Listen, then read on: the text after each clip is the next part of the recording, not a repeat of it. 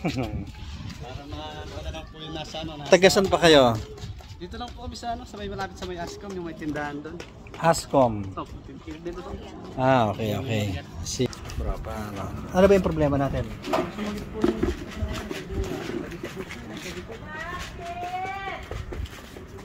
sa Balakang ko lang. Opo.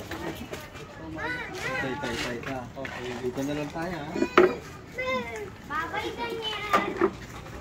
Ilak mo yung ano ha, baka gumulo.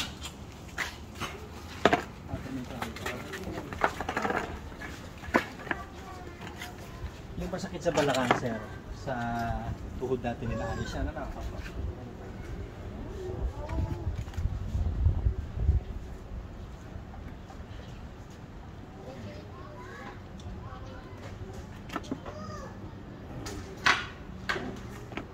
Sige.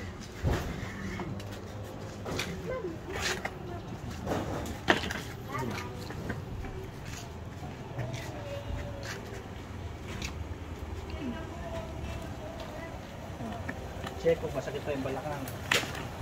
Sige, lakad. Papailog ko matawag. Masakit pa? Masakit pa? Wala na. Di tapos na. Sige, po dito.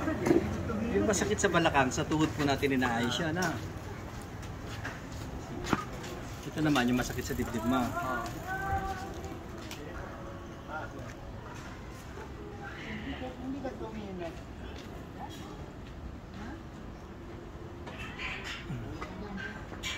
Buti malapit lang kayo, no? Pero nalaman po namin sa Tacloban pala. Sinus, layo naman. Yung pong ate ko dun sa Tacloban, nag-chat siya, sabi niya nandito nga po sa IU. Taga-Tacloban pa yung nagsabi. Followers niya po, followers niya si Sir. Follower namin sa Opo. nasa Tacloban. Lagi siya nanonood sa inyo. Kaya alam niyo kung saan kayo nag-ano na Ha? Alam niyan dito sa Highview, no? Opo, daw po kayo ng Bicol. Ay, pabalik-uli kami ng Bicol. Kahapon pa nga kasi sinasabi eh. Kasi hindi tayo maintindihan kung ano.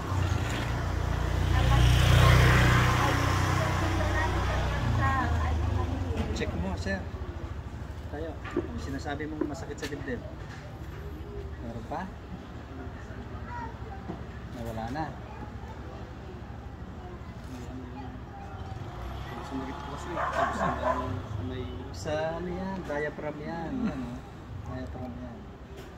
Dito nakakonekta yan sa ano. Tingnan mo, paghinga mo ngayon. Dati pag huminga ka malalim, doon siya tumutusok, di ba? Ngayon ka huminga, inhale ka. Inhale. Exhale. Inhale ka.